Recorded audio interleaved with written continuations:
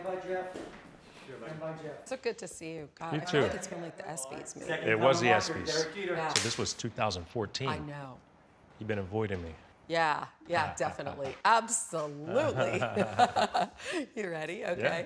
So what made you decide now to tell your story in this documentary? It's a very, very good question, Hannah. You know, right around the time I got the call for the Hall of Fame, I said, you know, maybe I should just start filming this just in case. I never assumed I was going to get a call, but I wanted to film it so I could share it with my kids because my girls are so young. And then for the first time, really, I had a chance to reflect on my career.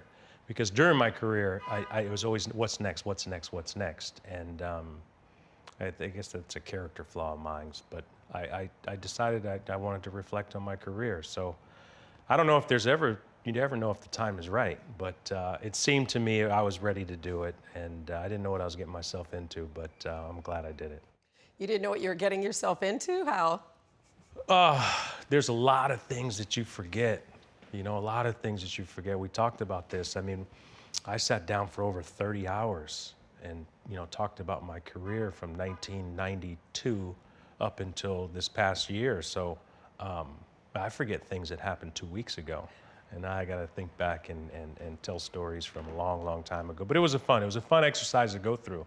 And, you know, I think people are going to enjoy it. Sometimes when you're forced to sit back and reflect like that, you actually might have a revelation or two about yourself. Was there something that you took away from all of that? I just think how your mindset changes over time. I think everyone evolves and they grow up over time. You know, the only thing that I could do during this documentary is to let you know how I felt and how I dealt with things at the time. Now, your mind changes. You look back and you say, hey, look, there's some things maybe I should have done a little bit differently. But that's what got me through New York. I played in New York for 20 years, and how I dealt with it worked. And, you know, like you probably heard me say, there was no blueprint for success in New York for 20 years, so I was just sort of winging it. Yeah, that white hot spotlight, and right away, 4 World Series wins in 5 years, just seemingly right off the bat, and you were in that limelight immediately, thrust right into it. So how did you handle it successfully?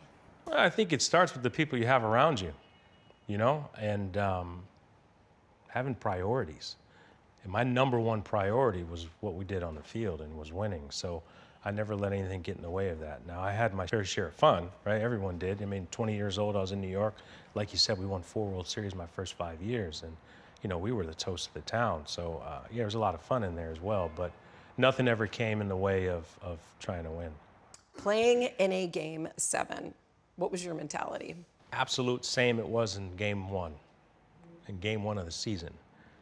So I approach every game like it was the most important game in the world. And then once you get to a Game 7, your mindset doesn't change. So I think a lot of times you get people when they get into postseason, forget about a Game 7, just postseason in general. Now all of a sudden everything's different and you put added pressure on yourself. So I treated every game like it was the same. What about in terms of, and now we're getting to know you, you know, You already know me. You already know me. Well, I do. Okay, but some of the fans, right? Like they're going to be fascinated by this because at the time, and you said you were doing, you know, whatever you had to survive and thrive during those years. Maybe a bit closed off, right? Steering away from any controversy, things like that. Was that part of your nature, or was that part of being in New York and doing what you had to do? I think it's a little bit of both. I think, you know, my job was to limit distractions, you know, and I think the longer and the more you talk about certain situations or scenarios, it just becomes a story that lingers on. So I never shied away from talking about it. I was in front of my locker before and after every single game. I would address things once and I just wouldn't talk about it again because that was my way of dealing with it and I didn't want it to be a distraction. So how I handled, especially how I handled the media, I mean, it was by design. Do you remember the day that George Steinbrenner called you in to name you captain? I do. I thought I was in trouble. We were in Cincinnati, and you know, there's a story of, you know, me being this huge party animal and the boss getting on me about going out at night at a birthday party, and I explained it all in the documentary. But So you thought he was calling you in to tell you? I dislocated my shoulder. I came back to New York. First week back in New York, I missed the first month and a half, and I took all my teammates out. And on the front page of the paper is it's 4 a.m., Derek's out on the town, right? So then I get a phone call that, the boss wants to talk to me, and that's when he named me captain. So I thought I was in trouble and ended up being named Threw captain. you for a loop there, didn't he? He did. He probably looked at it and said, hey, this guy doesn't care what I say, so name him captain. What do you think he saw in you to give you that honor? Oh, man, I think it starts with we had the same mindset, right? And it's winning is the only thing that matters. We're a little bit different because he's an old football guy, and let me say this the right way. He didn't understand over a course of 162 games that you may lose one, right? I had the mindset every single game you take, every time you take the field, every game you play, you have an opportunity to win that particular game. But I understood you may lose some, but he didn't understand that. So all a matter of perspective, right? Yeah, exactly. So I think we always had a great deal of respect for each other. We had a close relationship. Started with the whole Michigan-Ohio State rivalry, and I'm a Michigan guy, he's an Ohio State guy. We used to get together, every offseason and talk about the team. So I have nothing but great things to say about the boss. When you think about those years as captain, so 2003 until you retired in 2014, and the fact that your name is synonymous with captain. I mean, there are a lot of captains and a lot of sports of a lot of teams, but your name, that is your moniker. What does that mean to you? Man, it means a lot. And you talk about, the title of captain in the Yankee organization is not one that's thrown around lightly. I took that with a great deal of pride. And then we had a lot of success too. I mean, even if you're not a baseball fan, you probably watched the playoffs and the World Series. And year in and year out, we were there. And a lot of perks come with playing in New York, especially when you have some success here. What does it mean to you to have your number retired? What is that like? Ooh, man. It's not something you think about during your career. I know all the great players that have gone through the Yankee organization, and I had the last single-digit number. And when that was retired, I mean, you talk about the utmost honor. It's great to know anytime you see a Yankee jersey with a number 2 on it, it's mine, and no one else will have a chance to wear it. So it's really an unbelievable feeling. If you had to put your Yankee legacy in your own words, what would you say? Ooh. During my time, we won more than anyone else. It's all that mattered. That was it, we. Yeah. And winning. Yeah, that's what it's all about. What does that take, though, personally, to have that sustained level of success as a leader? I think it's focus. I think it started with me in terms of, I'd never sit down and say, oh, I had a lot of success. But every time I took the field, every season going into spring training, I felt like I was playing to keep my job. That's how the boss, he instilled that in us. You're out there trying to play for your job and keep your job. You really felt that way. You never, you never felt safe. You never felt like, I got this. Oh, God, no. I knew every time we drafted a shortstop, you know what I mean? So I would check to see what guys were doing coming up. But yeah, you play like, you're trying to keep your job, because in New York, in this town, for this organization, if you don't do your job, they'll get someone else. And there was that gap, right? So the World Series run right at the start of your career, and then you go from 2000, and the next World Series comes in 2009. What about that interim? What about sustaining that drive and everything that you had to do to get back there? What was the most challenging part of that time? Oh, man, it's baseball is a sport where you deal with failure, right? I mean, you fail 70% of the time. I think, the only other profession is a weatherman, right, where you keep your job failing that much. So we won the World Series in 2000. We went back in 2003, and then we didn't get back to 2009. And it's every year we felt as though we had a team to get to the World Series. But man, you got to get a lot of breaks. There has to be a lot of breaks for you to get to a World Series, let alone win one. But it's frustrating. And, a lot of long off seasons, preparing for the next year. You never want to be comfortable with losing. And if it didn't bother you, then you're just playing for the wrong team. So I knew when we had guys that cared more about maybe personal statistics as opposed to to winning, and you got to have enough people that the number one focus is on the field and winning championships. Man, how did you battle against that? Because personal statistics mean money, right? And that's can be what your contract So does winning, is based though, on. but so does winning. You know, we got paid from the boss for winning. You know, I never led the league in home runs, I never led the leagues in RBIs, but, you know, I was kept around. Our group was kept around because we won every year. So, yeah, I get it. I mean, you know, statistics is what gets you paid, but winning is what you're remembered for.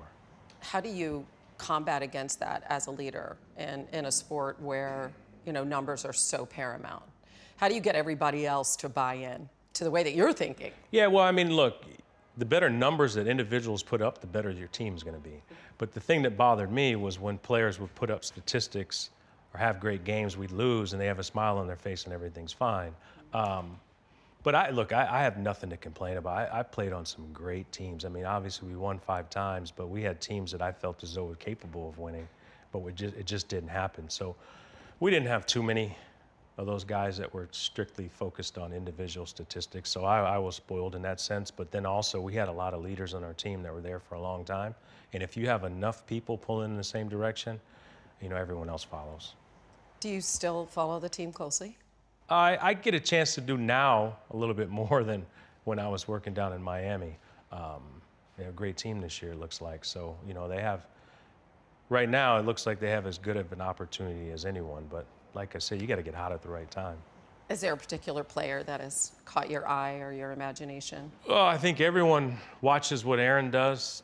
You know, he's handled himself probably as well as you can in this city. You know, obviously he performs. That's number one. You gotta perform. But from everything I've seen and what I've heard, you know, he couldn't handle himself any better. When you think about a sustained excellence and being a leader for that many years, I'm wondering what your thoughts are about the guy who rented your house in Tampa. And you look at Tom, what Tom is trying to do at age 44. Yeah, I tried to get him to buy it, but when he first rented it, he said he didn't know how long he was going to continue to play. So he could have bought it and then he could sell it in the future because he never knows when he's going to go home.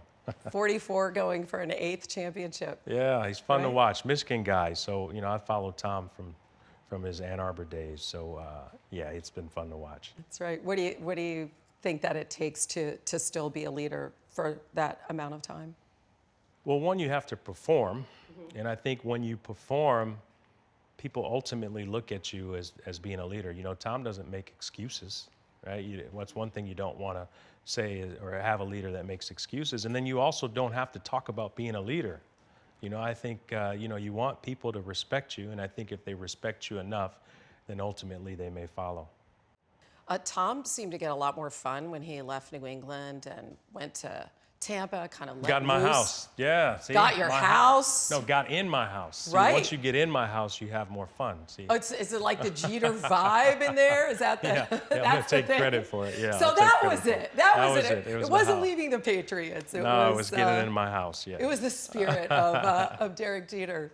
And you are, I mean, making history now. Let's see, May 31st, 2022. Let's mark it on our calendars, the day that you entered into social media. Unbelievable. Yeah. Is there a question there? After all this time, what took you so long? I tried as much as I possibly could to maintain a certain sense of privacy throughout my career, which was needed, right? It was absolutely needed during my career. When I retired, you know, one of the first things we did was my partner, Jamie Messler, and I launched the Players Tribune. And that was giving players a platform to tell their stories, basically similar to what social media is, and ultimately letting them know that, you know, their platforms are powerful. Their so voices, I was focused. their their you voices gave are players powerful. their The voices. platform, yeah. This happened back in 2014. 2014, right? yes. So we're focused on that, building that platform for all players.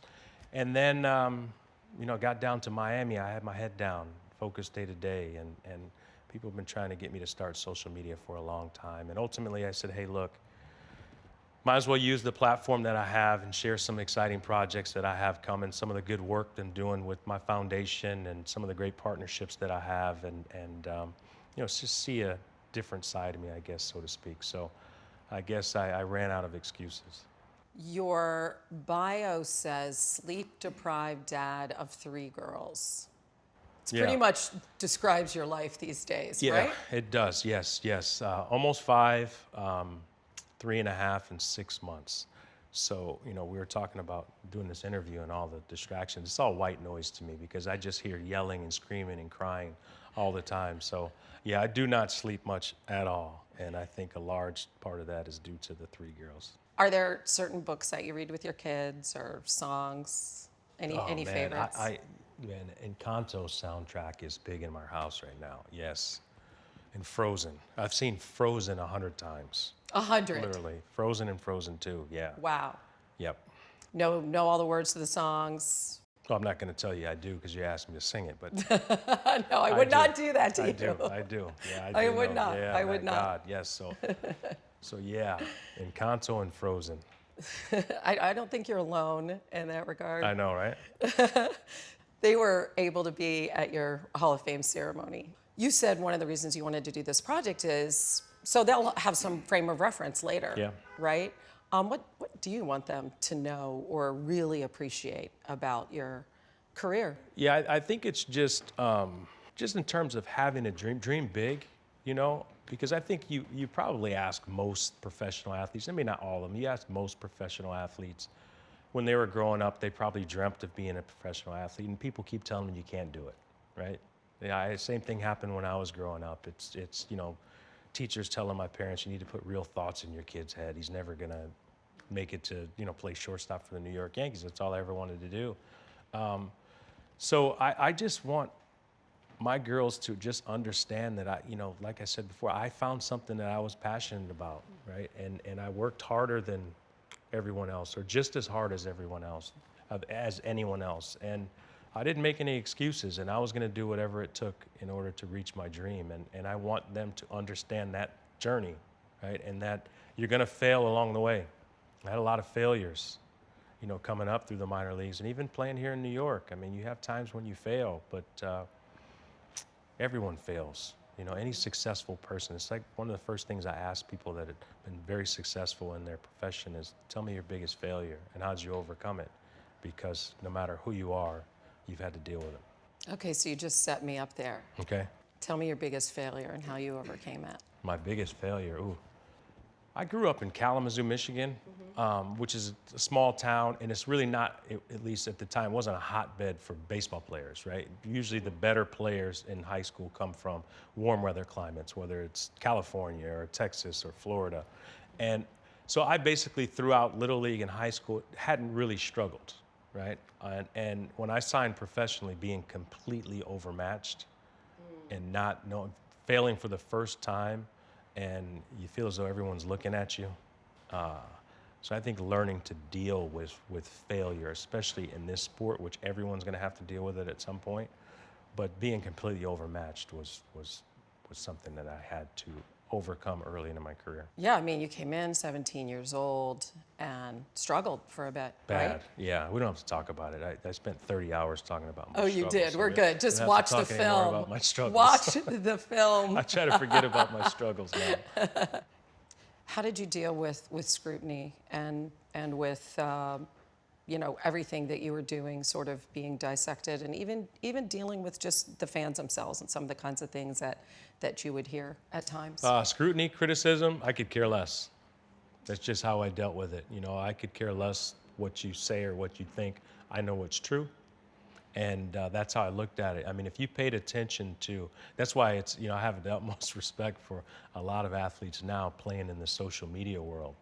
I used to go to games and not read the papers. I would have ESPN on mute, right? Because you just didn't want to hear comments, right? So you didn't let any of that even get inside your head? I knew what was being said because I was asked questions, so I knew what was coming, but I just didn't want anything to enter in my mind, and I just didn't. Criticism didn't bother me, it didn't bother me. I was just out to prove people wrong, so I didn't focus on it. Like, my mind just goes to the positives. How do you feel about the state of baseball? Is the game doing enough to stay relevant, to stay popular? Yeah, it's challenging. Like, anyone that doesn't say that baseball is challenged right now is not telling you the truth. You know, kids are into instant gratification, right? They want short clips. They don't want to sit down in a seat next to someone and talk to the person on their left and the person on their right for 3.5 hours and watch a game. So, yeah, I think there has to be some changes. You know, it has to be a destination, an entertainment destination. It's not just strictly about wins and losses on the field for most fans. Now, you can't say that here in New York. New York, it's wins and losses, but Yeah, still, we better keep that. Even, no, I mean, Hopefully nobody heard that. Yeah, no, but there, you know, there are certain cities and towns where it is strictly about the performance on the field. But in most places, people want to be entertained. So, yeah, it's challenging for the sport right now, but I'm confident that you know, it'll turn around. Is there anything that you're seeing that's being experimented with that you think might be a great innovation? Man, I you know what I liked was 7-inning doubleheaders. I didn't think I ever would, but I like the 7-inning doubleheaders. I mean, shortened. You know, obviously the game time is shortened. I think they do have to figure out a way. I think everyone focuses so much on how long the games are. Is just need more action within the game. But I like those 7-inning games. Yeah, timers. What about that? I don't know. I mean, I swung at the first pitch most of the time anyway, so I wasn't up there very, very long. Well done. Yeah, so yeah, I wouldn't have had an issue with it. So you were in Miami for 4.5 years Yeah. as a minority owner and CEO. So an incredible jump to the other side of baseball, to the business side. And you left in February. How did that happen, and why did that happen? Well, I think it's just like the statement I made. You know, I think that the direction of the organization had changed, and that was not what I signed up for. And, you know, you have to believe in the direction, especially if you're going to be the forward face. You know, I just couldn't move on, and if I didn't agree with the direction that the organization was going. So you think that's something you might go back towards, gravitate towards again? Do you want to be involved in the sport of baseball? Do you want to stay? Yeah, I mean, I love the game. Yeah, I mean, I really do love the game. So, yeah, I think it's the greatest game in the world. So, yeah, at some point, I'm sure I'll do something.